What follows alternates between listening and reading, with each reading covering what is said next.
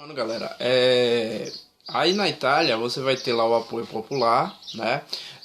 Tinha as ideias, eram basicamente ideias anticomunistas, né? Ou seja, combater a esquerda, né? Principalmente os movimentos de esquerda, principalmente o comunismo, porque eles tinham medo que a Itália se tornasse uma nova Rússia e também se voltasse para o comunismo, né? Ideias nacionalistas, o falso moralismo que eu já falei, a ideia de lutar contra a corrupção, né?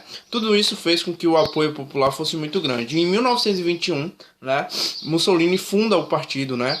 Funda o Partido Nacional Fascista, né? E no final, cerca de 200 mil membros já existia ali no final de 1921, né? Então ele, com apoio popular, com todas essas questões, ele acaba aí fundando o Partido Nacional Fascista, né? Com essas ideias, a ideia de anticomunista, a ideia de combater corrupção, a ideia nacionalista, conservadora, né?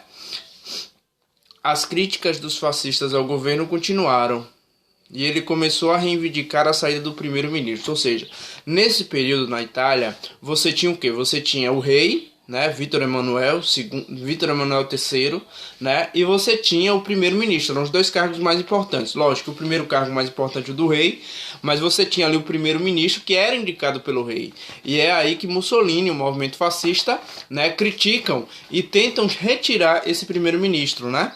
Para você ver a força que Mussolini já tinha, se tornou um partido bastante popular, com muitos membros, com apoio das Forças Armadas. Então ele começa a reivindicar aí a saída do primeiro-ministro do cargo, né?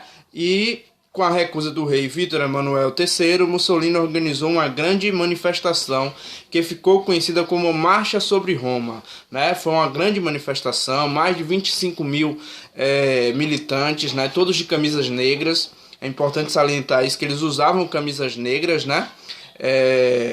Eram os chamados camisas negras, né? Exigiam a indicação de um novo governo, ou seja, ele queria a indicação de um novo primeiro-ministro, né? Lógico que primeiramente isso vai ser recusado pelo rei Vítor Emanuel III.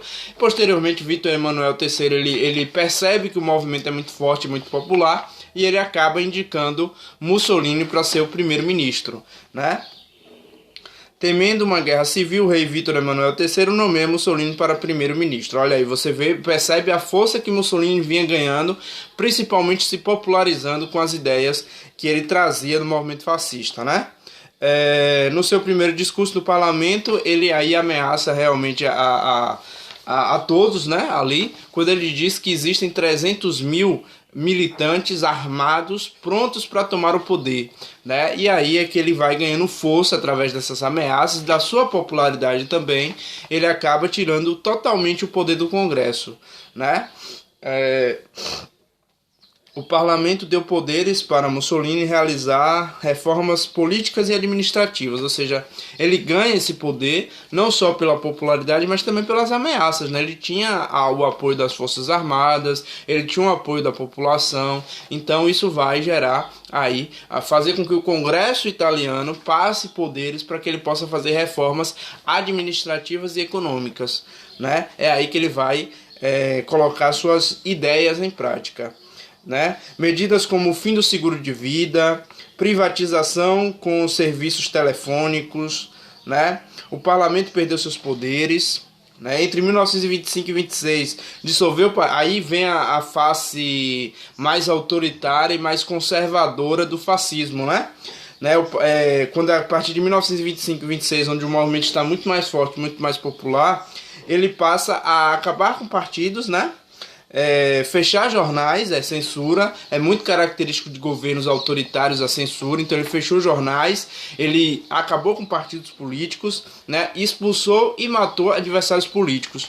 É a face mais, como é que eu posso dizer, mais rigorosa e mais conservadora do movimento fascista, né? Você censura, né? Você fecha jornais que criticavam o movimento são fechados, adversários são ou expulsos da Itália ou são mortos, né? Isso é muito característico dos movimentos fascistas, né? Dos movimentos autoritários. Isso aconteceu aqui no Brasil durante a ditadura militar, né? Jornais foram fechados, censura, partidos que foram fechados, né, proibidos, adversários que foram torturados, mortos, expulsos. Isso aconteceu na ditadura militar no Brasil, né?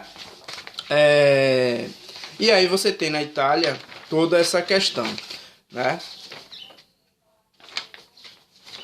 E agora a gente parte aí na questão ascensão do nazismo, né? Página 72. Ou seja, o nazismo vai ter características muito parecidas com o fascismo, né? Só que o nazismo vai acontecer, de certa forma, na Alemanha, né? Com características aí ainda piores, né?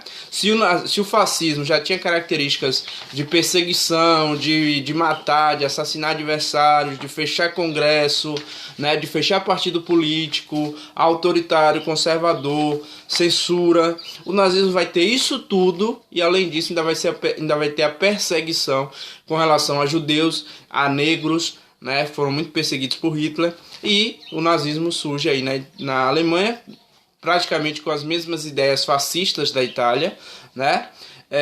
A guerra foi muito mais danosa ainda para a Alemanha do que para a Itália. A Alemanha ela foi considerada a culpada pela Primeira Guerra Mundial e ela vai ter muitas, no Tratado de Versalhes, a Alemanha vai ter muitas perdas, né?